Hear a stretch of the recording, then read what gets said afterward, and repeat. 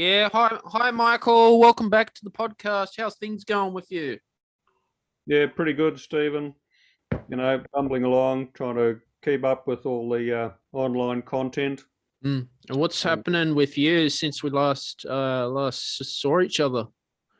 um, yeah, just you getting. Oh, well, I had lots of composition I got done last month because there was Hmm. nothing else to do, so it was good. Each morning I could do a couple of hours. And now the school bands are back online, so that I'm just focusing on that this week, Hmm. getting things right for them, and then next week there's an international horn society which is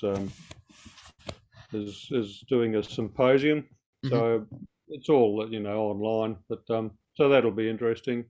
See what's on there, and I've got a new piece that's being presented. Well, Hmm. it's up online there for them.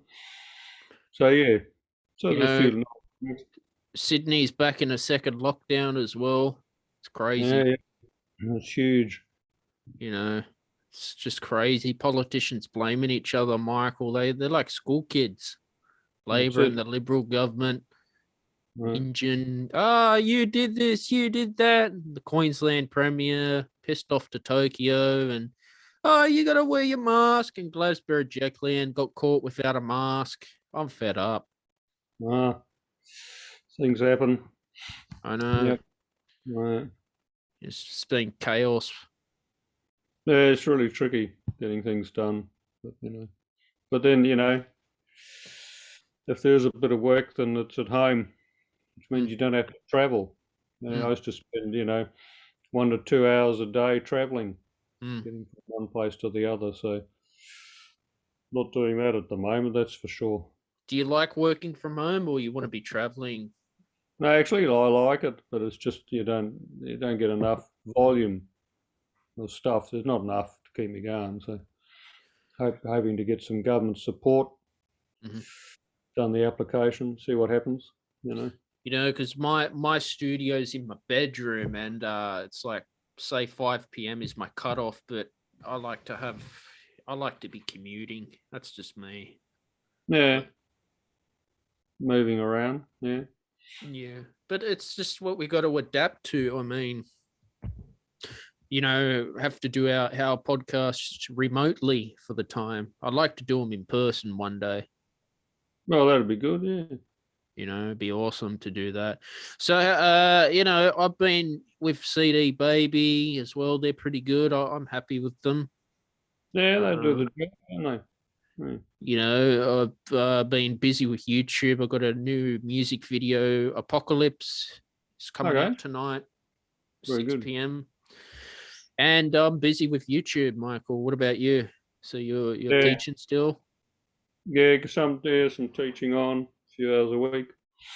Um, I'll bet maybe 13 hours a week, something Mm, like mm, that. And yeah, like YouTube, done a couple of their shorts.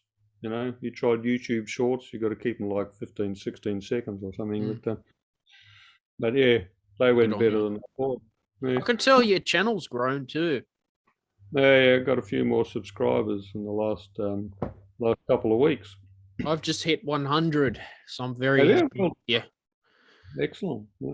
yeah. So it's good fun. Keeps you busy. It's a good promotion tool.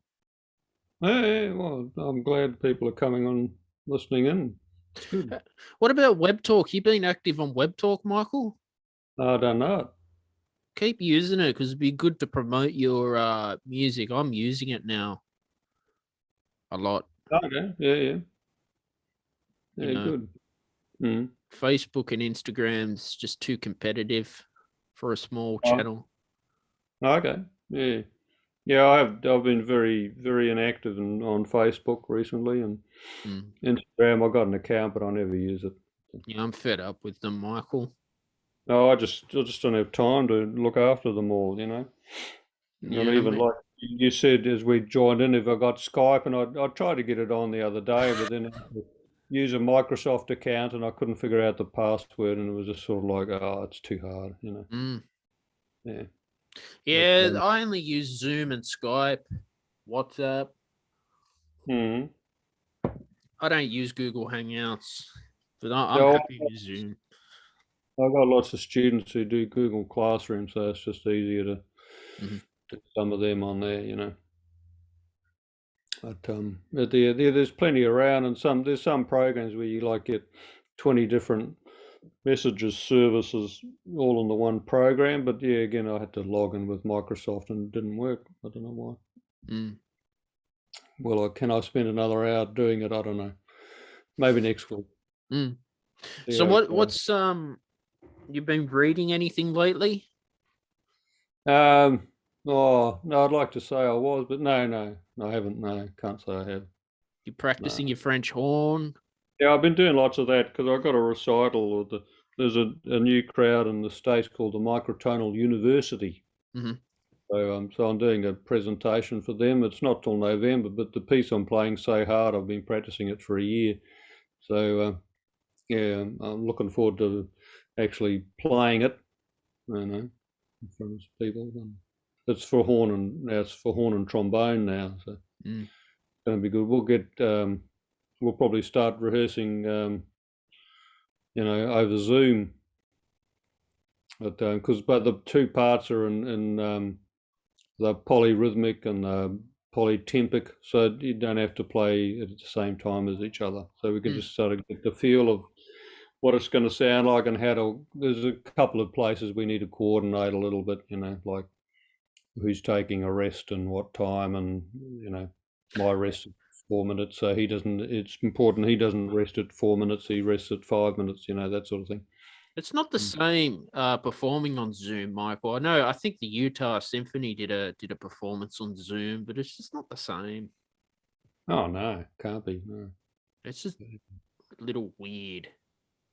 Yeah, that's right. Yeah, but You got to be in a room. It's like the premier last year when she took out the woodwinds from the schools because she thought, oh, the kids were going to spread coronavirus through their instruments.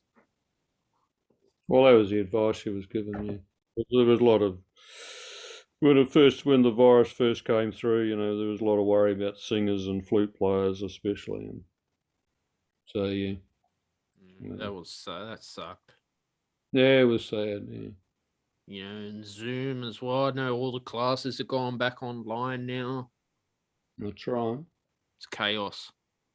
Well, yeah, people are just trying to make do, aren't we? You know. With, Yeah, you still meditating? yeah, it's been good these last few weeks because again, there's time, so I can just before 10 o'clock, just do a half hour or quarter of an hour, whatever. Have you done the Dr. Joe Dispenza breaking the habit of being yourself meditation? No, I haven't. No. That's a good meditation. That one? No. I like doing Tibetan bowls and shamanic drumming. Mm-hmm. That's what I like, sound therapy. Yeah, yeah, the bowls are great. Yeah. Have you looked at tarot cards? No, not for a long time, but I was never good at them. But I've seen a few decks, but I don't know how to sort of get that sort of connection. No, they weren't for me, Michael. Mm-hmm. I just find I just end up feeling nauseous, sick. Not Well, for me. no, well, you just use what makes you feel good inside. And the meditation's got to make you feel better about yourself. Exactly. Over time, anyway. Occasionally things get stirred up, but that's part of it. You just got to watch it and not get too caught up in it.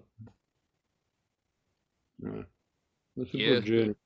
it is a good journey. It's good for your mental health too. Yeah, yeah. Makes us feel more stable. Because I've used an insight timer. That's my app, and I'm really thankful for it because they give talks on dealing with the coronavirus pandemic. Mm-hmm. Meditation teaches overcoming fear, anxiety, depression. I'm someone who suffers from mild depression, and it's really helped a lot. Oh, that's great. Been on it Yeah, since yeah, I know. Yeah. 2018. All right. Yeah. Have you got Insight Timer? I do have the app. Yeah, I haven't used it for a while. But yeah. Teachers are live streaming on it, No, I imagine. Yeah. and Well, you, there's a lot of good features there. Mm. I paid about $48 for the year, and I get courses. No, that's a good price. Very reasonable. I try to Yeah. donate to them as well when I'm happy. Yeah. It's the Yeah. only app that has community. Right. No, it's good like that, isn't it? It's really good. Yeah, but French horn wise, so how's your practice going? You still practicing, or you? Yeah, I'm getting a lot done. Yeah. So, yeah, and just I need to play stuff for students, and I record things for students and put it together, and then I've got a piece I want to record in the next few months, but I have to work out that each chord needs to. So I need like there's 7 note chords, and you can record each one on a different track, but I need to work out how to bring each of those 7 notes into one track because each chord is going to be panned in a different place in the stereophonic Mm, spectrum. So I need to figure out how to do that. I know it's possible, but because the program at the moment I've got the sort of cheap version of Cubase, so I've only got access to 48 tracks or something. So I'd need to spend a few $100 in order to get the upgrade. In which case you can have unlimited tracks. In which mm. case it wouldn't matter whether I just got so many, but yeah, but I believe it's possible. You can once you've recorded a whole bunch of different tracks, you can bring them all into one. Yeah, Dorico's come out with their iPad version now. Yeah, I saw that. I don't have an iPad that can I deal prefer with it on the the laptop. situation. Oh well, I mean, yeah. Well, the iPad one's it's like their education one, isn't it? The Yeah. the free one they have. It's just sort of like help you out when you're stuck floating around with your pad and you don't have your computer with you. But yeah, I don't particularly need to use it, and I don't have a working iPad, so Nah, stick with what you got, Michael. yeah. Well, it works, and so I don't know if the iPad version would do the microtones, so you know. I just compose it for what I want to compose it for, and that's it. Like some of my film scores on YouTube, I was just writing it for two guitars or adding a lot of classical guitar. Because not a lot of composers wanted to write classical guitar in orchestra for some reason. Never understood why. Well, because you've always got you got to get an amplifier in there, it's not practical to do it without an amplifier, so it sort of changes the dynamic. You've Oh, got to you be very. can now. No, no, but I mean you can for sure over the last 100 years, but it's a different sort of feel when you got one instrument going through a speaker system and the other's not. Yeah. How to organise that? It's very very tricky to for the composers to balance it well. Oh, if you get good players, they can understand it. Like I actually play in my ensemble classes at AIM. I played with some classical guitarists, and they always had to play actually louder because when they're doing duets with woodwind players too, because Oh, yeah. some of them Hmm. get the habit of playing too soft. Yeah, well, that's right. It's not. I mean, it's not. Yeah, I think it just has to be well written for the duet so that it can function well, so that you get a good balance. Yeah. Mm, But yeah. yeah, I know a colleague in the UK. He's done a bunch of classical ukulele microtonal things recently. Nice. Yeah, Also composed a track for I think it was flute and two steel string guitars, like two acoustic guitars.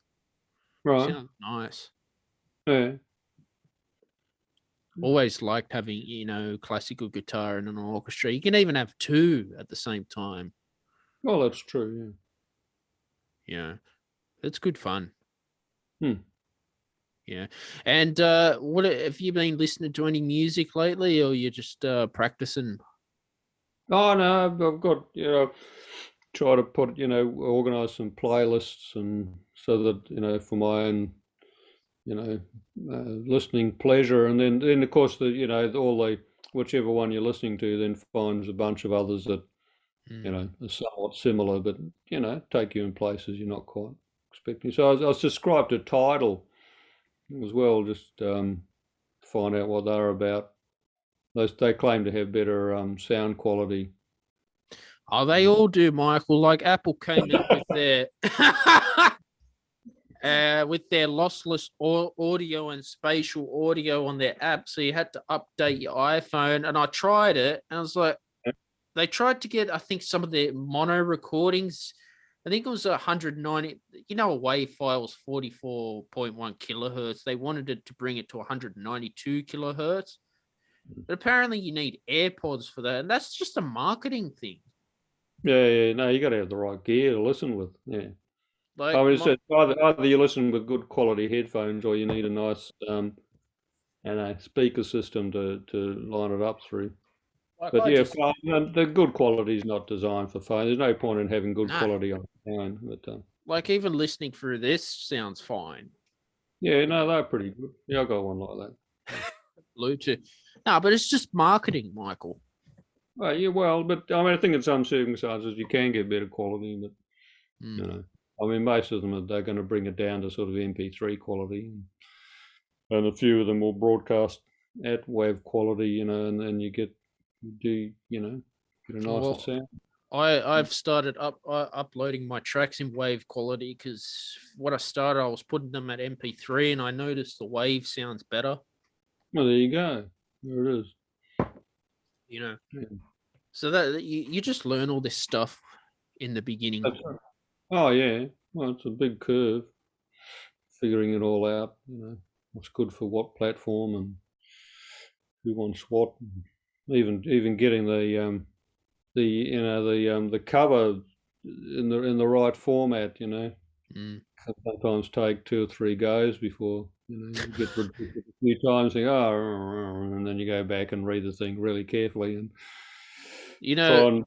I found CD Baby were I'd say picky about one of my covers, Broken Heart, because I had Broken Heart single on the, what a single is. They didn't like that because they thought you were promoting relationships, so they made me take it out. See all those little things. It's just annoying. Yeah. Well, they got their own protocols, so we did what we have to. But sometimes changing the artwork is good. Yeah, I think it can make a difference to what people see straight up. It's like when you're on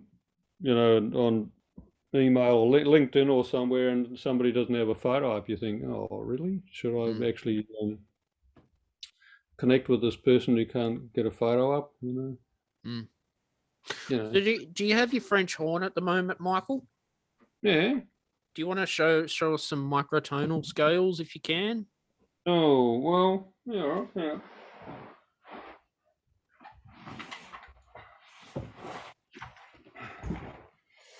And tell the audience what make your horn is and what's the quality. Oh, the quality's fabulous. Yeah. It's not just marketing. It's one of the best ones around. It's an Engelbert Schmidt. It's a German horn. How much you paid for that? Well, I bought this about the year 2000. So. Wow, that's a long time. And for a while, I'd sold it to a student and tried a different type of horn.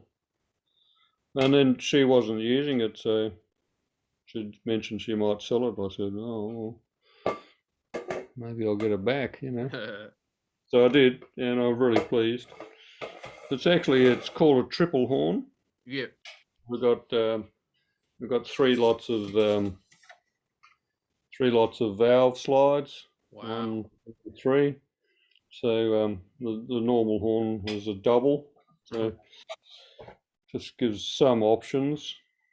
But well, let's not get too involved today. But But I just put a little short up online and a 90-second version just to like three microtones. So they're all technically a B flat on the horn. Uh-huh.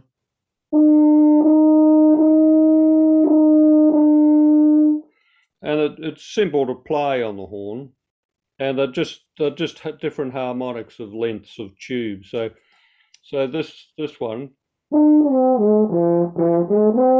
that's the 7th harmonic of the F horn, and this one,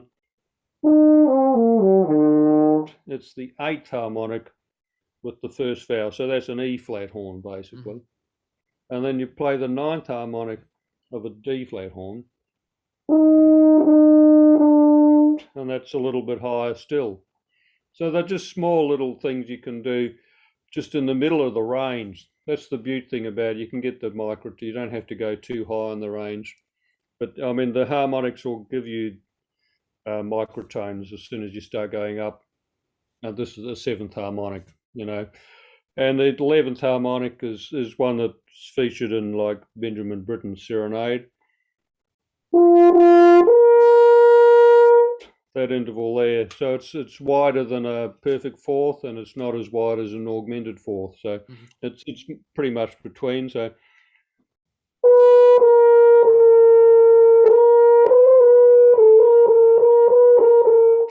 it's almost a quarter. It's pretty much a quarter tone, really. And is so the horn hard to play? Well, it's hard to be accurate. It's slippery. The harmonics are closer. You pick up the horn and you get the wrong harmonic easily. So I noticed you weren't pushing any valve, and you were just moving it with your embouchure. Is that correct? Yeah. Well, there's sort of 20 notes on each tube length you can play without changing. So the horn in F, which is your sort of standard length horn, that's the fundamental. That's the lowest note an F horn can play, and so the next harmonic's an octave up, and the next one a fifth higher, and then the fourth's an octave of the second, which is an octave of the first. And there's the fifth harmonic, and up to the eighth. And then as you go into the next octave, they start coming thick and fast.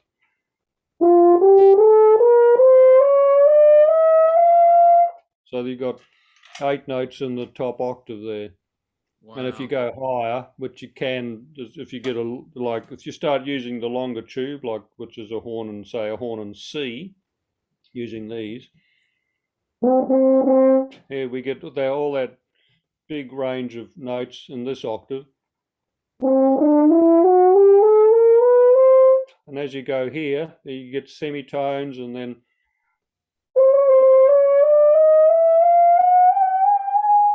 you can get, but they're just very, very hard to pinpoint them, accurately to say, I'm now going to play the 17th harmonic of this horn. It's a bit sort of extreme. So you find ways by setting the slides into different places. So if you pull this one out, you can match up different harmonics. So they're pretty close now. Just going to fall out if I go any further. But you can then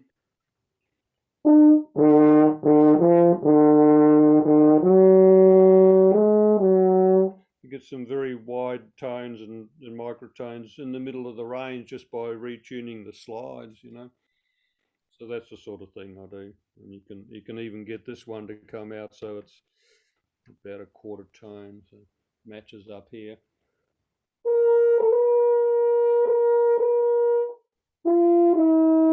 So instead of that being a semitone, this valve is supposed to go a semitone, but I've now tuned it so it's a 3/4 tone.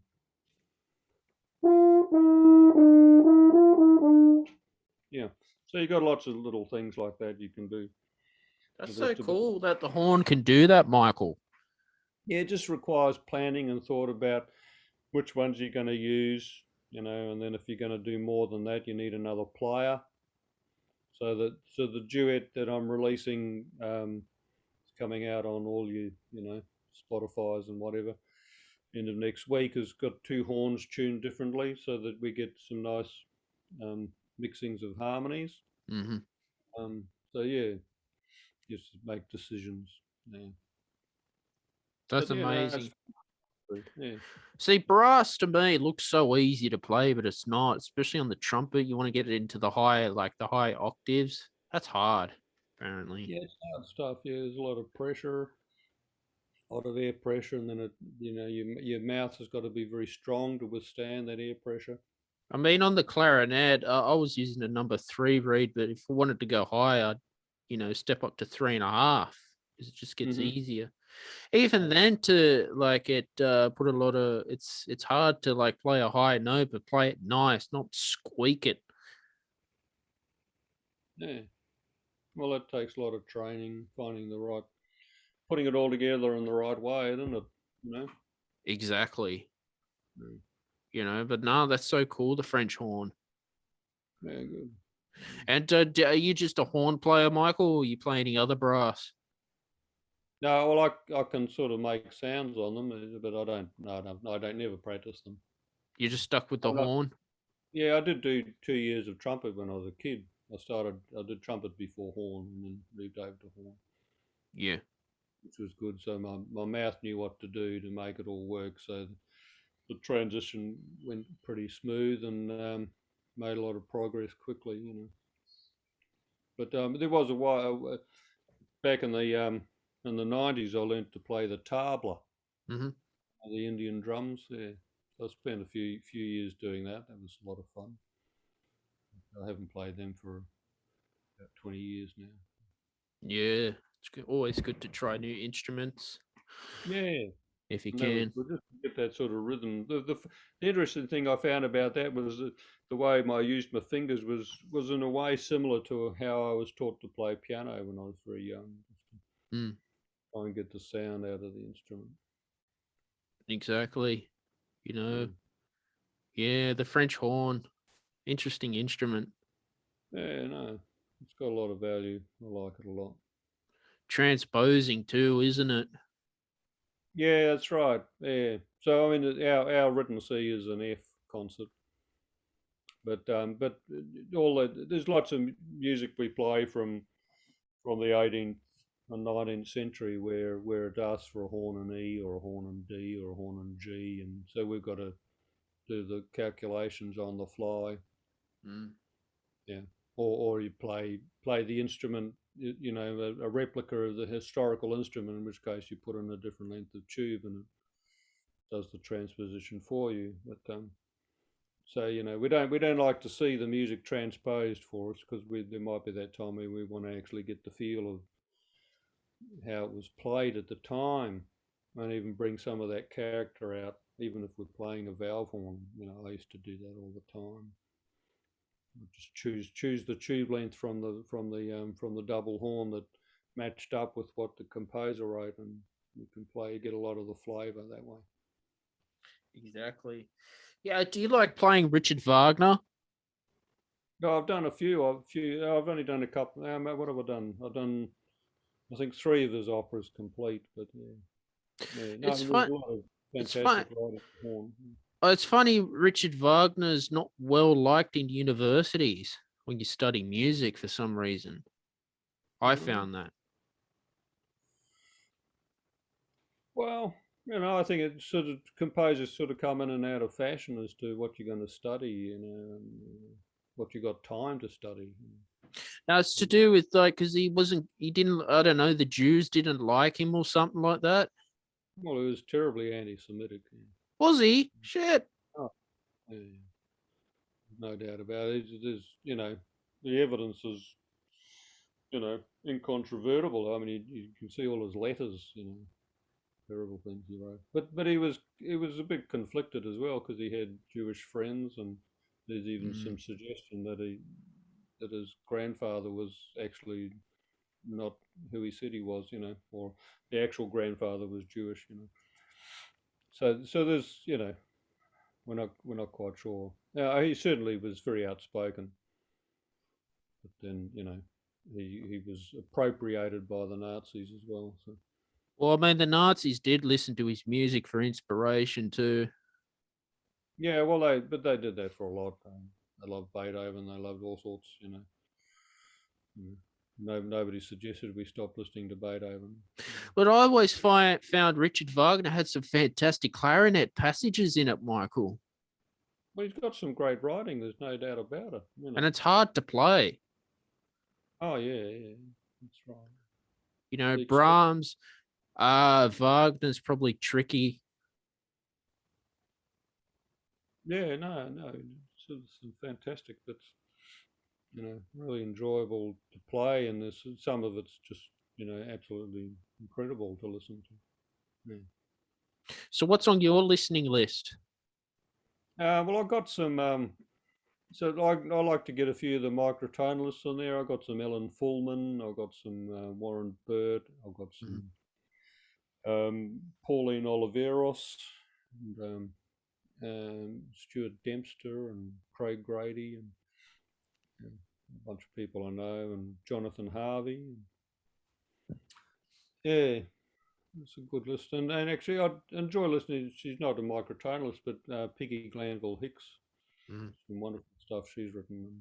I recorded an opera of, well, I was part of an orchestra recording an opera of hers a number of years ago, and I'm rather fond of that, called The Transposed Heads. That's awesome. Yeah, there's lots to find. And how you coping during the lockdown as well? Yeah, no, pretty good. You know, it's a bit frustrating now and again, or just trying to sort out how to adapt to what the students need. Figuring that out, and just so it does take a bit of time sort that through. And what I'm finding, though, I mean, it's a good time to put resources together. You know, because again, you don't have that travelling time, so you may as well use it to do something good. But it's funny, isn't it? You know, you put together a 2 or 3 minute video. It takes me about an hour to put it all together. Especially if you pre-record some of it through Cubase, and then you got to, you know, tidy it up, put it together, then export it, and then bring the you know, the audio file into iMovie, and then put some text to go with it, and, you know, upload it. It can be 2 or 3 hours sometimes for just 5 minutes of content. So, you know, so I've got a backlog of things I've recorded, and I just need to put them all together. But I want to release everything all at once anyway. So. Yeah, exactly. Yeah. Yeah, look, Michael, thanks for coming on the podcast today. Always good to have you on. Yeah, thanks, Stephen. What are you working on lately to tell the audience where can they find you on social media? Well, look me up on Spotify or Apple Music or Amazon or Tidal or whatever you like. And I've got a piece coming out on the 13th, so Friday of next week, and it's called Arapachana. It's got 2 horns. So that's being played at the International Horn Festival, which starts on Monday. Awesome. Look forward to hearing that too. All right. Thanks.